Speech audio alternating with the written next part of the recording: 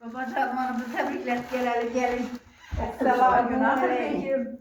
Beynəminiz Bülent'den nimet, Baktığımızda sağ aman olayız Xudayım. Kesbinizden kemal tapqayız Xudayım. Təbrikliyim.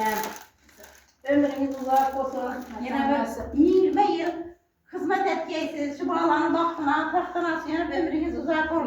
Dik muradını öyləndirib, dil uçunu çıkarıb, yeyilib yazıb uşağın vaxtına, taxtına suyunub oturgaysınız. Diyelik derslerine. Ömrünüzün songi geçer, gamlar işik kokmasın. Kaygı, hasret kıdırsa da öyünüzün tapmasın. Asla ananız xatlap ötsün, mihir ile muhabbet, sizge daim hamrah olsun. Tinçlik, sağlık, baxt, amet.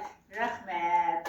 Emmesi baktığımızda sağ olun Xudayım. Bu savaşımızda dik durayım, bir kanadını bir yerimiz ilahi. Durayımız Xudayım. Gene benim atam bu ilanında Xudayım. Sizlerin uzak olaydı. Allah akıllı, huşlu, piriyemize yılında hayır diyedim vallahi. Faydalarımız ki Xudayım. İlahi. Bir muratam akıllı kuşu ola bu kadar Xudayım. Alimlerine bulgayla. Hava havarını alıp karıgandı emme de canınıza barıp.